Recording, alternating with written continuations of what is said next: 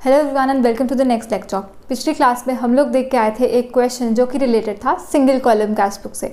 अब आज हम लोग एक और क्वेश्चन करेंगे इसी टॉपिक से रिलेटेड, ताकि हमें सही से पता चल जाए कि अगर डिस्काउंट भी साथ में इन्वॉल्व है तो हमने कैसे करना है। तो हम लोग करने वाले हैं इलस्ट्रेशन 3। यहाँ लिखा है right up single column cash book for the month of April 2017 of mister Vikas Oberoi from the following transactions. 2017 की ट्रांजैक्शंस दी हुई है हमें। अप्रैल 1 को लिखा है बैलेंस फ्रॉम लास्ट मंथ ₹2,50,000। तो अब कैश बुक का फॉर्मेट मैंने ऑलरेडी बनाया हुआ है। इसका फॉर्मेट होता है नॉर्मल लेजर अकाउंट वाला, एक तो डेबिट साइड लेफ्ट साइड और क्रेडिट साइड राइट साइड। इसमें कॉलम्स होते हैं date particulars voucher number ledger folio amount और date particulars voucher number ledger folio amount. अब हमें अच्छे से पता है डेबिट साइड पे हम लोग रिसिप्ट्स लिखते हैं, क्रेडिट साइड पे हम लोग पेमेंट्स लिखते हैं। साथ ही में ऊपर हम लोग लिखते होते हैं इन द बुक्स ऑफ, जिसकी भी बुक्स में हम ये कैश बुक बना रहे हैं। तो यहाँ हमें इन्होंने दिया हुआ है विकास ओबेरॉय। तो अभी तक हमें नाम नहीं दिया होता था तो हम खाली छोड़ते थे, अब दिया हुआ है इन द बुक्स ऑफ विकास ओबेरॉय। साथ ही में हम यहाँ लिखते हैं कैश बुक, और ऐसे करके हमारा जो प्रॉपर फॉर्मेट होता है कैश बुक का वो रेडी हो जाता है। फर्स्ट ट्रांजैक्शन देखेंगे हम लोग। हमें अप्रैल 1 को दिया हुआ है बैलेंस फ्रॉम लास्ट मंथ ₹2,50,000।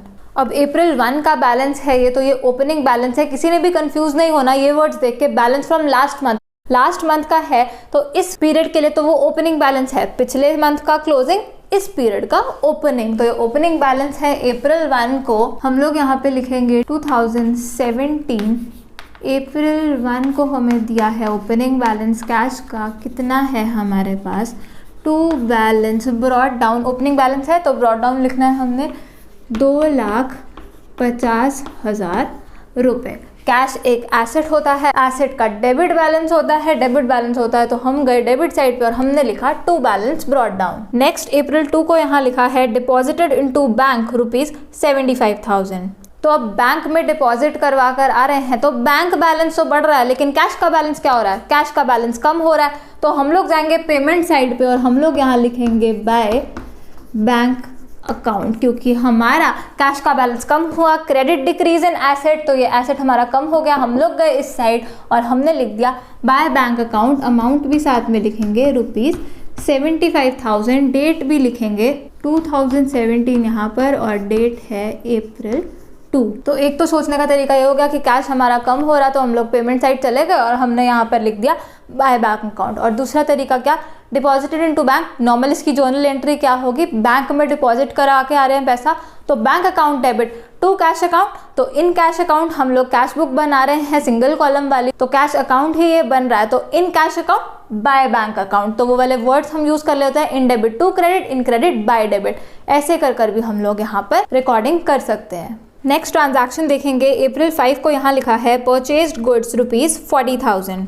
तो अब गुड्स परचेज कर लेकर आ रहे हैं, कुछ नहीं लिखा कैसे ला रहे हैं तो हमें पता, जब कुछ भी नहीं लिखा होता कैश में परचेज कर ला रहे हैं, नॉर्मल कैश परचेजेस हैं ये, कैश पे कर रहे हैं, कैश की पेमेंट हो रही है। पेमेंट साइड जाएंगे और यहाँ क्या लिखेंगे बाय परचेजेस अकाउंट, क्योंकि हम गुड्स परचेज कर लाए जिस कारण से हमें कैश पेमेंट करनी पड़ गई तो कैश हमारा कम हो गया। डेट लिखेंगे अप्रैल 5 और अमाउंट भी लिखेंगे साथ में 40,000। और फिर से दूसरा तरीका क्या, नॉर्मल जर्नल एंट्री पास करो। जर्नल एंट्री क्या होती है, गुड्स परचेज करने की for cash, purchase account debit to cash. तो इन परचेज अकाउंट तो टू कैश होना था, लेकिन हम परचेज अकाउंट नहीं बनाना, हमें बनानी है कैश बुक। तो in cash account by purchase account. हम लोग गए इस कैश बुक में और हमने यहाँ लिखा by purchase account. Next transaction देखेंगे। अप्रैल 6 को यहाँ लिखा है परचेज गुड्स फ्रॉम रमेश ₹30,000। तो अब बिल्कुल ध्यान से पढ़ना है। यहाँ लिखा है परचेज गुड्स फ्रॉम रमेश, सिर्फ नाम दिया हुआ है पर्सन का। जब सिर्फ नाम दिया होता है क्या होता है, वो क्रेडिट ट्रांजैक्शन होती है। तो क्रेडिट ट्रांजैक्शन है, कैश बुक बना रहे हैं, सिर्फ कैश वाली ट्रांजैक्शंस का इफेक्ट दिखाना है यहाँ पर। ये हम यहाँ पर रिकॉर्ड नहीं कर सकते, और मैंने आपको बोला था जो भी हम यहाँ रिकॉर्ड नहीं कर पाएंगे हम लोग उसका नोट में कुछ ना कुछ ज़रूर लिखेंगे। तो यहाँ पे हम लोग लिखेंगे नोट्स। पहला नोट बनाएंगे हम लोग credit purchase of goods on April 6 can't be recorded in cash book. In cash book, क्योंकि ये क्रेडिट परचेज थी, हम बना रहे हैं कैश बुक, उसका नाम ही कैश बुक है, क्रेडिट परचेज कैसे रिकॉर्ड कर लेंगे हम उसमें, तो हमने इसका नोट बना दिया। नेक्स्ट ट्रांजैक्शन देखेंगे, अप्रैल 10 को यहाँ लिखा है परचेज फर्नीचर फॉर कैश ₹25,000। तो फर्नीचर लेकर आ रहे हैं कैश पेमेंट करके, तो कैश पे कर रहे हैं, तो हम लोग गए इस साइड और हमने यहाँ लिखना है बाय फर्नीचर अकाउंट। फर्नीचर के कारण हमारा ये कैश कम हुआ, डेट भी लिखेंगे साथ में जो कि है अप्रैल 10, और कितना कैश हमारा कम हुआ, 25,000 का हम फर्नीचर लेकर आए, तो 25,000 ही हमारा कैश कम हो गया। अप्रैल 11 को यहाँ लिखा है लोन गिवन टू चरण दास ₹20,000। तो इसका मतलब क्या हुआ, हम लोग लोन दे रहे हैं एक पर्सन को, तो हमारे लिए वो पर्सन क्या हो गया, वो एसेट हो गया, आगे चल के वो हमें पैसे वापस करेगा। तो या तो हम लिख सकते हैं चरण दास को डेबिट करें और कैश को क्रेडिट करें क्योंकि कैश हमारा कम हो जाएगा, या फिर हम सीधा लोन्स एंड एडवांसेस को भी डेबिट कर सकते हैं और कैश अकाउंट को क्रेडिट कर सकते हैं। तो इसकी जर्नल एंट्री होगी चरण दास या फिर loans and advances account debit to cash account. उसे हमने डेबिट क्यों किया, डेबिट इंक्रीज इन एसेट, क्योंकि आगे चल के वो हमें पैसे देगा, और हमने कैश को क्रेडिट क्यों किया, कैश में हमने उसको लोन दिया तो हमारा कैश का बैलेंस कम हो गया। तो ध्यान रखना, लोन का मतलब हमेशा लायबिलिटी नहीं होता। लोन्स एंड एडवांसेस जो होते हैं, जो हम एडवांस दे रहे हैं दूसरे को, वो तो हमारे लिए एसेट है, क्योंकि आगे चल के हमें उस लोन के कारण पैसे आएंगे। तो बिल्कुल ध्यान से पढ़ना होता है, ये नहीं कि लोन पढ़ लिया इसका मतलब क्या है हमने ही लोन लिया है, ऐसा नहीं है, हम लोन दे भी तो सकते हैं आगे। तो बिल्कुल ध्यान से पढ़ना है कि ट्रांजैक्शन में क्या लिखा हुआ है। तो कैश हमारा कम हो गया क्योंकि हमने लोन दे दिया और हमारा एक एसेट खड़ा हो गया उस पर्सन के नाम से। तो यहाँ पे मैंने लिखा बाय चरण दास, यहाँ पे हम ये भी लिख सकते हैं बाय लोन्स एंड एडवांसेस। तो यहाँ पे ब्रैकेट में हम लिख भी देते हैं कि ये क्या है, हमने लोन यहाँ पे उसको दिया है। कितने रुपए, 20,000 रुपए। साथ ही में हम लोग डेट भी लिखेंगे जो कि है अप्रैल 11। नेक्स्ट ट्रांजैक्शन देखेंगे, अप्रैल 12 को यहाँ लिखा है पेड टू रमेश ₹28,500। साथ ही में लिखा है डिस्काउंट रिसीव्ड ₹1,500। तो अब हम रमेश को पैसे तो पे कर रहे हैं कितने, 28,500, और साथ ही में डिस्काउंट हम रिसीव कर रहे हैं कितना, 1,500 रुपये। तो अब हमें अच्छे से पता है इसकी जर्नल एंट्री क्या होगी। रमेश हमारी लायबिलिटी थी, ऊपर जाकर देखो हम परचेज कर लाए थे गुड्स उससे, वही हमने रिकॉर्ड नहीं किया था क्योंकि वो क्रेडिट परचेज थी, पर गुड्स तो परचेज कर लाए हम उधार पर, तो उधार पर परचेज कर लाए थे, तो वो हमारी एक लायबिलिटी थी। अब इस लायबिलिटी को हम लोग मीट करने वाले हैं, तो रमेश को हम डेबिट करेंगे, डेबिट डिक्रीज इन लायबिलिटी। कितने रुपये से डेबिट करेंगे, पूरी लायबिलिटी खत्म हो रही है हमारी, 28,500 प्लस 1,500, 30,000 की फुल लायबिलिटी हमारी खत्म हो गई। Ramesh debit ₹30,000 to cash account 28,500, जितना हमने कैश एक्चुअल में पे किया, कैश हमारा कम हो गया, क्रेडिट डिक्रीज इन एसेट, और to discount received account ₹1,500, credit increase in incomes and gains, हमें एक गेन हो गया जिसका नाम क्या है, डिस्काउंट रिसीव्ड। तो जर्नल एंट्री हमें अच्छे से पता है। अब हम लोग बना रहे हैं कैश बुक, वो भी single column cash book. Record क्या कर सकते हैं, सिर्फ कैश वाला पोर्शन रिकॉर्ड कर सकते हैं। तो कैश जो एक्चुअल में पे कर रहे हैं वो कितना पे कर रहे हैं, वो हम पे कर रहे हैं 28,500 रुपीज़। हमें इसकी पोस्टिंग भी अच्छे से पता है। इन रमेश हम क्या करते हैं, हम लिखते टू कैश 28,500 और टू डिस्काउंट रिसीव 1,500, और साथ ही में अब कैश अकाउंट है, ये कैश बुक बना रहे हैं हम, तो इन कैश अकाउंट हम लिखते by Ramesh lower of the following two amounts 30,000 and 28,500 whichever is less. 28,500 से ये कैश अकाउंट हमारा इफेक्ट हो रहा है, तो यहाँ पर 28,500 का ही इफेक्ट देना है हमने। हम लोग लिखेंगे बाय रमेश कितने रुपए, 28,500 रुपीज़, जितना कैश हम एक्चुअली में पे कर रहे हैं। तो वैसे सही तरीका सोचने का क्या है, जर्नल एंट्री सोच के करोगे तो एक एक चीज़ अच्छे से समझ में आएगी। या दूसरा तरीका क्या है, कैश बुक बना रहे हैं, सिर्फ कैश पेमेंट और कैश रिसिप्ट्स ही हम रिकॉर्ड कर सकते हैं, तो डिस्काउंट तो करना ही नहीं था रिकॉर्ड हमने, तो हमने जो एक्चुअल में कैश पेमेंट थी वो रिकॉर्ड करनी थी। पेमेंट साइड जाते और क्या लिखते, बाय रमेश, क्योंकि उसी को हमने पैसे दिए, उसी के कारण हमारा कैश कम हो रहा है। डेट लिखेंगे यहाँ पर जो कि है अप्रैल 12। अब हमने इतना पार्ट तो रिकॉर्ड कर लिया 28,500 वाला। अब ये जो 1,500 असल में बच गया है, ये क्या है, इसकी हम लोग नॉर्मल जो जर्नल एंट्री होती है वो जर्नल प्रॉपर में जाके पास करते हैं। तो यहाँ पर हम इसकी जो ये वाला पार्ट रह गया उसकी जर्नल एंट्री यहाँ पर हम लोग लिख लेंगे। तो रमेश टू कैश 28,500 ये तो हमारा रिकॉर्ड हो गया कैश बुक में। अब बचा क्या, Ramesh debit to discount receive 1,500 ये पार्ट बचा, ये हम यहाँ लिख देंगे Ramesh debit to discount received account कितने रुपए, 1,500 रुपये और 1500 रुपये। इसको हम प्रॉपर जैसे जर्नल का फॉर्मेट होता है वो बनाकर हम लोग ये जर्नल एंट्री पास करेंगे। और डेट क्या है इसकी? डेट है इसकी अप्रैल 12। तो रिमेनिंग पोर्शन जो था वो हमने यहाँ पर ऐसे रिकॉर्ड कर दिया। ऐसे ही जो ऊपर यहाँ क्रेडिट परचेज वाली एंट्री थी वो भी आप यहाँ पे जर्नल एंट्री पास कर सकते हैं। नेक्स्ट है अप्रैल 14 को issued cheque to a creditor ₹40,000। तो अब हम एक क्रेडिटर को चेक दे रहे हैं, लायबिलिटी हम पे ऑफ कर रहे हो, creditor account debit to bank account. यहाँ पे क्या ये इन्वॉल्व है? नहीं, बैंक अकाउंट यहाँ इन्वॉल्व है ही नहीं, क्योंकि हम कैश बुक बना रहे हैं सिंगल कॉलम वाली। Only cash transactions will be recorded over here. तो यहाँ पे क्योंकि ये बैंक अकाउंट इन्वॉल्व था, ये हम यहाँ रिकॉर्ड नहीं कर सकते। हम लोग अपने नोट पे जाएंगे और यहाँ हम लोग लिख देंगे check issued to a creditor on April 14 can't be recorded in single column cash book. क्योंकि ये सिंगल कॉलम कैश बुक है, इसमें जब बैंक का कॉलम है ही नहीं, कैसे रिकॉर्ड कर लेंगे हम? तो हमने यहाँ नोट लिख दिया कि इसको हम सिंगल कॉलम कैश बुक में रिकॉर्ड ही नहीं कर सकते। नेक्स्ट है अप्रैल 15 को लिखा है sold goods to Vishnu for cash ₹36,000।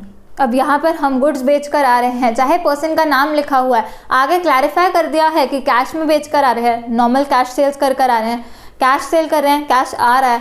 Receipt side पे जाएंगे, सेल कर आ रहे हैं, तो यहाँ लिखेंगे टू सेल्स अकाउंट, क्योंकि जर्नल एंट्री हमारी क्या बनी? Cash account debit to sales. तो in cash account to sales amount लिखेंगे ₹36,000 और साथ ही में हम लोग डेट भी लिखेंगे अप्रैल 15। अप्रैल 16 को लिखा है cash sales of ₹1,20,000 of which banked on 20th April 1 lakh. अब ये वाली जो ट्रांजैक्शन है बिल्कुल ध्यान से पढ़नी है। अप्रैल 16 को क्या लिखा है? कैश सेल्स हुई है 1,20,000 की। तो अब कैश सेल्स हुई है, कैश हम रिसीव कर रहे हैं, cash account debit to sales account, ये तो रिकॉर्ड करना ही है। हम लोग जाएंगे यहाँ पर डेट लिखेंगे अप्रैल 16 कि हमने कैश में सेल कर दी, तो कैश हमने रिसीव किया, तो यहाँ हम लोग गए और हमने लिखा टू सेल्स अकाउंट। कितने की सेल करी है हमने? 1,20,000 की करी है। तो हमें कैश रिसीव हो चुका है 1,20,000 रुपीज़। ये तो यहाँ पे रिकॉर्ड होना ही था क्योंकि कैश सेल्स करी हमने। अब आगे क्या लिखा है? Of which banked on 20th April 1 lakh rupees. मतलब कि ये 1,20,000 पहले हमारे पास कैश आया सेल कर और उसके बाद इसमें से 1 लाख रुपए हमने बैंक में डिपॉजिट करवा दिए। तो अब बैंक में हम लोग पैसा जमा करवा रहे हैं, कैश हमारा कम हो रहा है। कैश कम हो तो इस साइड जाते हैं हम लोग और यहाँ पे हम लिखेंगे बाय बैंक अकाउंट। उतने ही रुपए लिखने हैं जितने असल में जमा करवाए। कितने करवा दिए? 1 लाख रुपए हमने जमा करवा दिए। तो 1 लाख रुपए हमने यहाँ लिख दिए। किस दिन करवाए हैं? अप्रैल 20 को करवाएं। तो बिल्कुल ध्यान से करना है। वहाँ लिखा था अप्रैल 16 को हमने कैश सेल करी, तब हमारे पास कैश आया। कैश आया तो हम इस साइड गए। किस कारण आया? सेल्स के कारण। तो हमने लिखा टू सेल्स अकाउंट 1,20,000 रुपीज़। उसके बाद उसने लिख दिया 20 अप्रैल को क्या हुआ? 20 अप्रैल को हमने इस 1,20,000 में से 1 लाख रुपए बैंक में जमा करवा दिए। जर्नल एंट्री क्या हुई? Bank account debit to cash account. तो in debit to credit, in credit by debit. तो in cash account by bank account. हम लोगों ने यहाँ पे लिखा by bank account 1 lakh rupees. तो जब भी हम कोई भी न्यूमेरिकल क्वेश्चन कर रहे होते हैं किसी भी चीज़ से रिलेटेड, हमें ट्रांजैक्शंस बहुत ध्यान से पढ़नी होती है कि वहाँ पे क्या लिखा है, ताकि सारे इफेक्ट्स हम सही से दें। नेक्स्ट है अप्रैल 22 को लिखा है रिसीव फ्रॉम गंगाराम ₹19,600।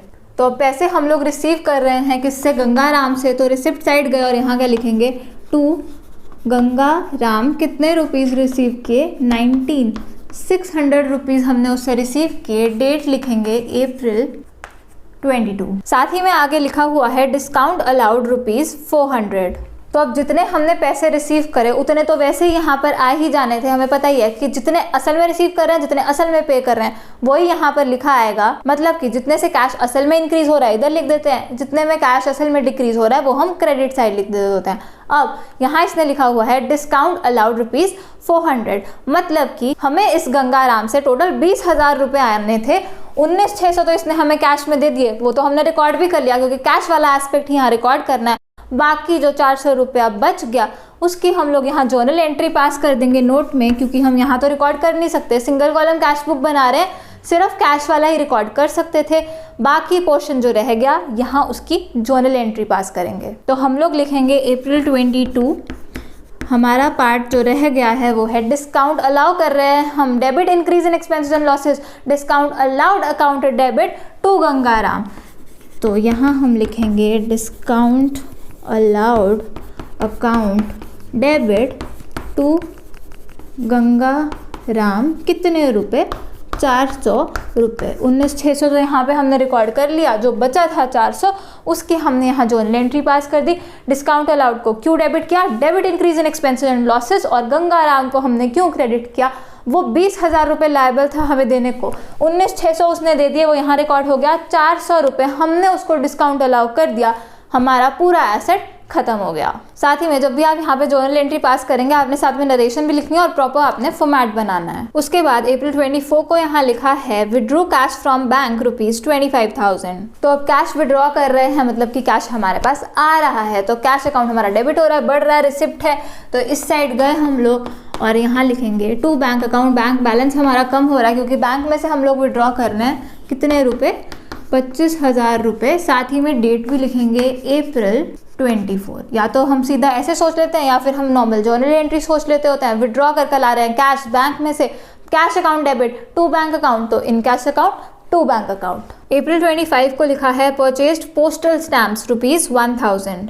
अब हम लोग खरीद कर ला रहे हैं पोस्टल स्टैम्प, जो पोस्टेज होता है, तो हम लोग एक खर्चा कर आ रहे हैं। पेमेंट साइड जाएंगे हम लोग, हमारा कैश कम हो जाएगा और यहाँ लिखेंगे by postage account. Journal entry क्या होगी इसकी? Postage account debit to cash account, तो in cash account by postage account. तो कितने रुपए के लाए हैं हम? 1,000 रुपये के लाए हैं। 1,000 से हमारा कैश कम हो जाएगा। डेट भी लिखेंगे अप्रैल 25। नेक्स्ट देखेंगे अप्रैल 28 को लिखा है सैलरी पेड टू अकाउंटेंट ₹12,000। तो अब फिर से एक खर्चा कर आ रहे हैं, सैलरी पे कर आ रहे हैं, कैश पेमेंट हो रही है हमारी यहाँ पर। तो हम लोग गए इस साइड और हमने लिखा बाय सैलरी अकाउंट। डेट भी लिखेंगे साथ में, अप्रैल 28 को हमने सैलरी पे करी है, कैश हमारा कम हो रहा है। कितने रुपए से?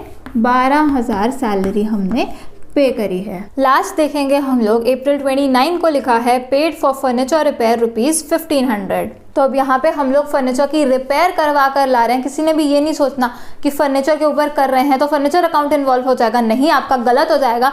हमें अच्छे से पता है नॉर्मल जो रिपेयर होती है वो क्या होती है, it is a revenue expenditure, एक नॉर्मल खर्चा रहता है, उसी खर्चे का नाम आता होता है। तो हम लोग रिपेयर्स अकाउंट यहाँ पर इन्वॉल्व करेंगे। जर्नल एंट्री होगी repairs account debit to cash account, तो in debit to credit, in credit by debit, तो in cash account by repairs account. कोई भी फर्नीचर अकाउंट यहाँ नहीं लिखेगा क्योंकि उसका मतलब क्या हुआ? उसका मतलब तो हुआ फर्नीचर खरीद के ले आए, या फिर जब हमने कैपिटल एक्सपेंडिचर का टॉपिक देखा था, हमने देखा था कोई मेजर रिपेयर करें हम, जिससे हम प्रोडक्टिव कैपेसिटी उस एसेट की इंक्रीज कर दें, वही होता है कैपिटल एक्सपेंडिचर। तभी फिक्स्ड एसेट के अकाउंट को हम डेबिट कर सकते हैं, पर यहाँ ऐसा कुछ भी नहीं हो रहा। नॉर्मल फर्नीचर की रिपेयर करवा रहे हैं, नॉर्मल खर्चा है। यहाँ लिखेंगे बाय रिपेयर्स अकाउंट। तो हर चीज़ आपको अच्छे से पता होना चाहिए, सारे कॉन्सेप्ट्स अच्छे से पता होंगे, सारे सही से अप्लाई भी कर पाओगे, कभी भी आपका क्वेश्चन गलत नहीं होगा। साथ ही में हम लोग अमाउंट भी लिख देंगे, 1500 की रिपेयर करवाई है हमने, और डेट भी लिखेंगे यहाँ पर जो कि है अप्रैल 29। तो ऐसे कर कर हमने सारी ट्रांजैक्शंस को यहाँ रिकॉर्ड कर लिया है। जो कैश ट्रांजैक्शंस थी वो ऑलरेडी कैश बुक में इनकॉर्पोरेट कर दी, और जो कैश ट्रांजैक्शन नहीं थी वो हमने यहाँ साइड पर नोट्स बना दिए। अब हमने क्या करना है, इस कैश बुक को क्लोज करना है, टोटल लगाते हैं और करते हैं बैलेंसिंग। तो अब टोटल हमेशा कैश बुक में डेबिट साइड का ज़्यादा ही होगा, तो हम लोग देखते हैं डेबिट साइड का टोटल क्या बन रहा है। तो यहाँ पे तो मैं टोटल कॉपी करने वाली हूँ, तो टोटल बन रहा है 4,50,600। तो हमने लिखा 4,50,600, और दूसरी साइड पे हमने क्या लिखा, 4,50,600, क्योंकि हमेशा लेजर अकाउंट में हम बैलेंसिंग जब करते होते हैं higher total is written on both the sides, debit side भी वही लिखते हैं, क्रेडिट साइड भी वही लिखते होते हैं। अब 4,50,600 में से हमने ये सारी अमाउंट्स का टोटल जो है वो माइनस करना है, या फिर इंडिविजुअली जाओ और एक एक अमाउंट माइनस करो, पर ये लंबा तरीका है, आपको इसका पहले टोटल लगा लेना चाहिए और फिर उसको आप माइनस करें। तो बैलेंसिंग फिगर में देख लेती हूँ क्या निकल रही है। बैलेंसिंग फिगर हमारी निकल रही है 1,47,000 600, तो यहाँ पे मैंने लिखा 147,600 और ये हमारा निकला है closing balance of cash by balance carried down. Closing balance जब हम लिखते हैं वहाँ कैरेट डाउन ही लिखना होता है और ये होगी लास्ट डेट April 30th और ये जो हमारा क्लोजिंग बैलेंस निकलता है उसको हम नेक्स्ट पीरियड के लिए ओपनिंग बैलेंस भी लिखते होते हैं। तो यहाँ मैंने लिखा टू बैलेंस ब्रॉट डाउन, फिर से कितना 1,47,600 और डेट क्या होगी अप्रैल के बाद में, तो May 1 का ये बैलेंस है हमारा। ओपनिंग बैलेंस कैश का कितना हो गया 1,47,600। तो ऐसे करके हमारी जो कैश बुक है वो रेडी हो चुकी है। तो ये तरीका होता है सिंगल कॉलम कैश बुक बनाने का। हमें अच्छे से पता है कैसे हमने सोचना है। रिसिप्ट्स है इस साइड लिखो, पेमेंट्स है इस साइड लिखो, कैश ज़्यादा हो रहा है इस साइड लिखो, कैश कम हो रहा है इस साइड लिखना है हमने। और साथ ही में जब डिस्काउंट अलाउड या डिस्काउंट रिसीव्ड वाली चीज़ आ जाती है तो जो पार्ट रह जाता है एंट्री का वो हम यहाँ पर नॉर्मल जर्नल एंट्री पास कर देते होते हैं। और जो चीज़ें हम वहाँ नहीं रिकॉर्ड कर सकते इस कैश बुक में, बिकॉज यहाँ पे सिर्फ कैश ट्रांजैक्शंस रिकॉर्ड होनी है, no credit transaction, no bank वाली ट्रांजैक्शन, क्योंकि हम सिंगल कॉलम कैश बुक बना रहे हैं।